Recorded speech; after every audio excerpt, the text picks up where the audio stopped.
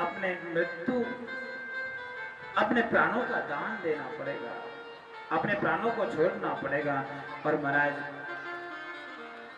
मेरे विवाह हो या ना हो, लेकिन मैं तो यही चाहूंगी कि इनके प्राण नहीं छूटने चाहिए। क्या नहीं छूटने चाहिए मेरी माँ? तो किसी का प्राण चला जाए भैया हमारे कारण से तो पाप लगता है माँ। सबरी मैया कहने लगी चाहे कुछ हो जाए मैं शादी नहीं करवाऊंगी। तो जिस कारण से महाराज इतने अनंत, महाराज इतने जीवों का प्यारे प्राण संकट में पड़ रहा है, ऐसा विवाह करने से क्या फायदा? किसी को मार करके अपने जीवन को प्यारे आनंद में बनाया जाए तो वो जीवन ठीक नहीं होता मेरी मैया। क्या कहिया सबरी मैया महाराज रातों रात, क्या सबरी मैया रातों रात अपने घर को छोड़ करके निकल पड़े। क्या करें यहाँ? अपने घर को छोड़ करके निकल गई सबरी मैया, और निकल करके महाराज सुदूर जंगल में चली गई। और जंगल में जाकर के प्यारे जगह ढूंढने लगी कि आखिर में मुझे कहाँ जगह मिलेगी। क्या मिलेगी? आखिर में मुझे कहाँ जगह मिलेगी। संतों के आश्रमों में जाने लगी। लेकिन प्यारे आप याद रखिएगा, जवान बेटी, जवान कन्या यदि किसी संत के यहाँ जाए तो महाराज कोई भी संत उसे रखने से पहले 100 बार सोचता है। क्या करता है? उसको 100 बार सोचेगा कि इसे रखे कि नहीं रखे महाराज। और माता वो सही बात है, ये संसार आज भी वैसा ही है और पहले भी वैसा ही था। थोड़ा सा कोई दाग लग जाए तो महाराज फिर देखिए। लेकिन पहले आपने शायद सुना भी होगा, हमारे यहाँ आज भी और पहले भी संत जो महात्मा होते थे वो ग्रस्त होते थे। ऐसा मत सोचो कि महाराज आप घर छोड़ दिया तो प्यारे संत बन गए, नहीं। आप सोचो कि मेरा घर छोड़ कर कोई संत बन सकता है, वो ऐसा नहीं हो सकता। घर छोड़ करके संत कोई नहीं बन सकता। आपको यदि छोड़ना है तो कोई ना कोई प्यारे भौतिक चीजों को छोड़ करके भगवान को अपनाना पड़ेगा, तब आप संत बनोगे। आपको काम छोड़ना पड़ेगा तब आप संत बनोगे। आपको क्रोध छोड़ना पड़ेगा तब आप संत बनोगे। आपको मोह छोड़ना पड़ेगा तब आप संत बनोगे। संत नहीं कि महाराज कोई कुर्ता पहन ले, धोती पहने, हाँ कोई लाल पीला कपड़ा पहने, नहीं मेरी माँ। संत आप भी हो सकते हैं, ग्रस्त लोग भी होते हैं। अब प्यारे मतंग ऋषि के यहाँ सबरी मैया चली गई और जाकर के महाराज उनको प्रणाम किया। बाबा मैंने देखा है कि यहाँ पर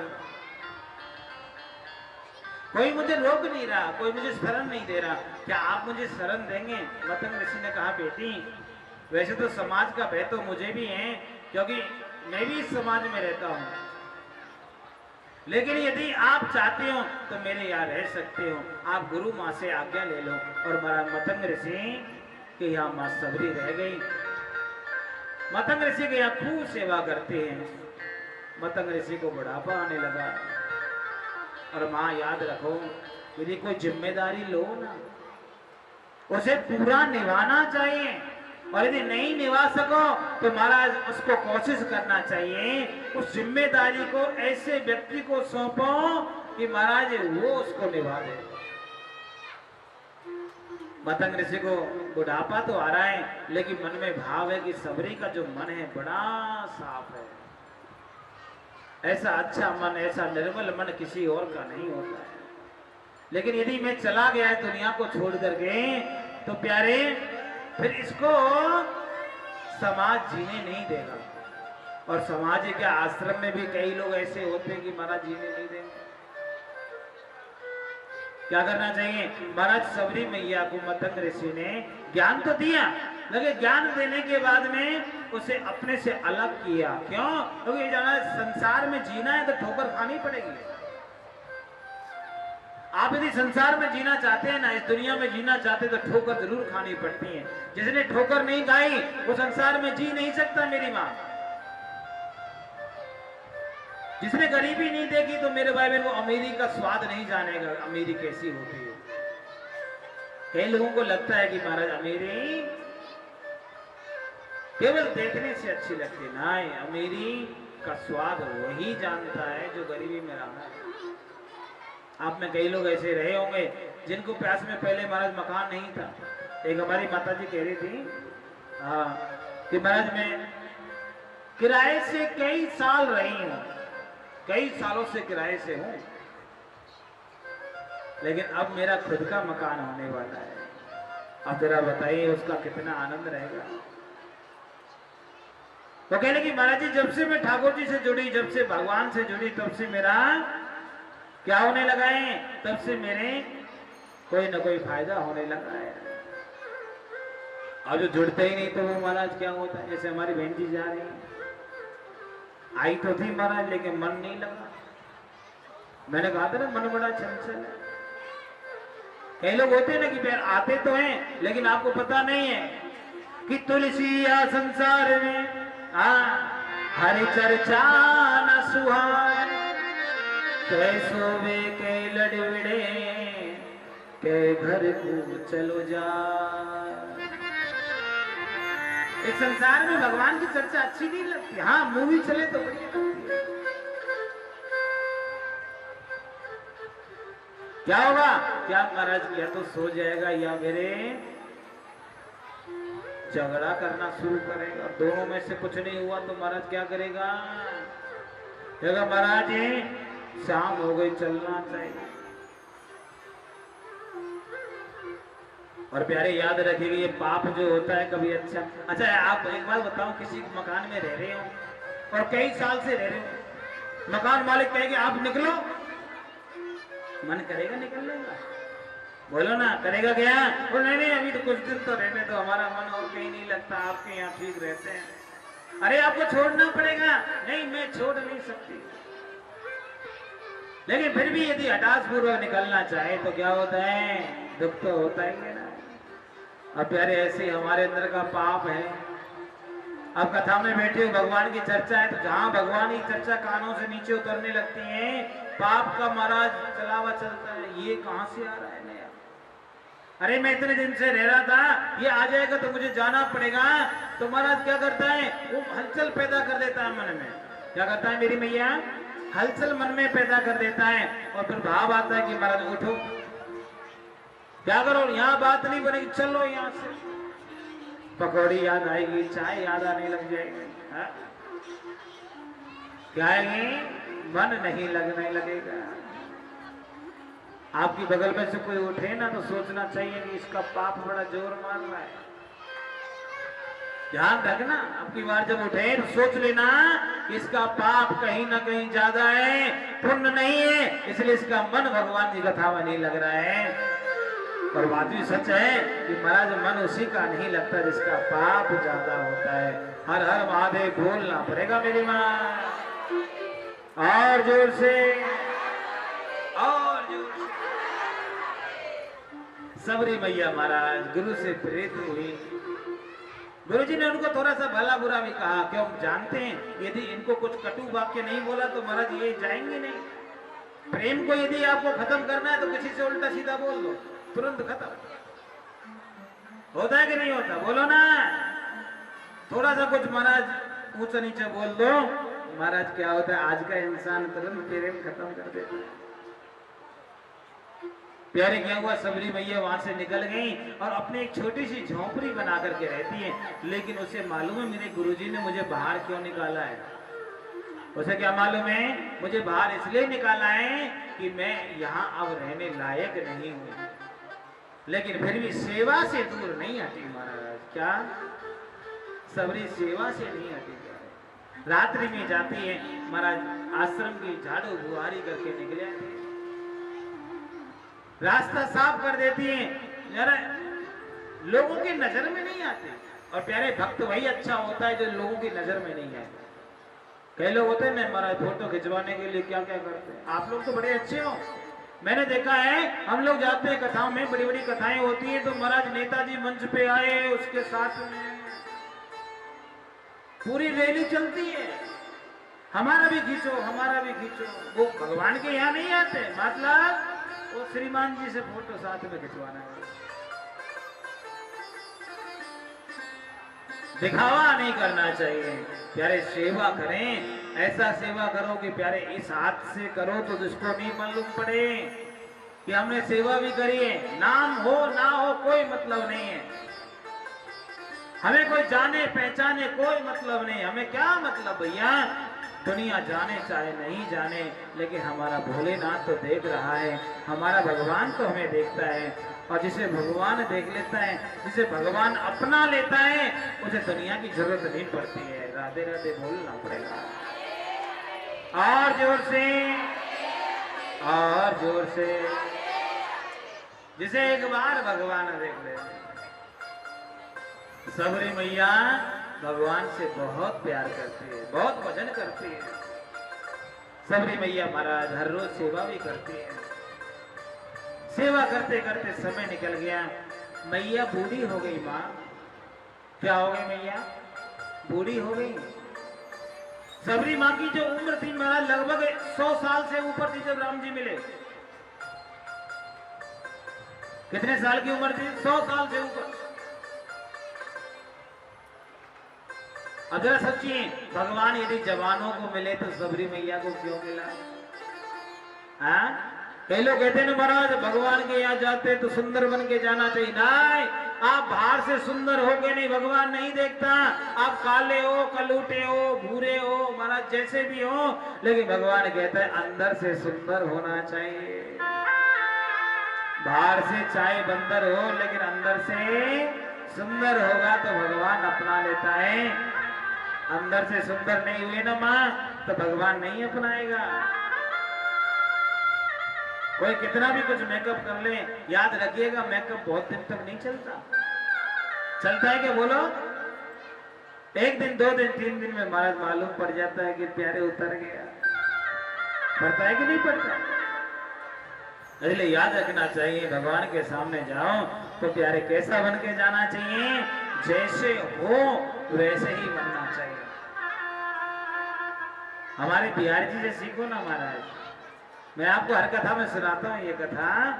एक भक्त बिहारी जी के पास में गया, वो कहने लगे महाराज मैं बहुत पैसे वाला हूँ, बताओ क्या दूं? भगवान ने कहा क्या दे सकता है? और देखा भैया आप जो बताओ। भगवान बोला क्या दे सकते हो? महाराज बोल दो। आप पैसा बोलोगे तो इतना पैसा महाराज की बांटते बांटते आप थक जाओगे, बोरी की बोरी लाद दूंगा। आपने देखा अभी चुनाव गया था कि नहीं गया था मैया? आप चुनाव में याद रखिएगा, नेताजियों के पास जाना बोरी भर भर के मिलता है। बेचारे जहां से भी लाते हैं मेरे को मालूम नहीं है, हाँ, लेकिन बोरी भर के मिलेगा नोट। वो वक्त कहने लगा मेरे पास भी कमी नहीं है, जो चाहो लो महाराज, पैसा लो, बोलो कितना चाहिए। भगवान ने कहा अच्छा पैसे के अलावा क्या दे सकता बता? आपके पास में पैसा है, हमने मान लिया आप पैसे दे सकते हो, आप पैसे के अलावा क्या दे सकते हो बोलो? बोलेगा महाराज मैं बड़ा तगड़ा हूँ, पहलवान हूँ महाराज, शरीर में बड़ी ताकत है, आप मेरे से शरीर से कोई भी महाराज कोई भी कार्य करवाओ। हे प्रभु जी आप मेरे शरीर से कोई भी सेवा ले लो, बड़े से बड़ा कार्य करने में मैं सक्षम हूँ। भगवान ने कहा थी शरीर नहीं देना, इसके अलावा और क्या दे सकते हो? अब वो सोच में पड़ गया,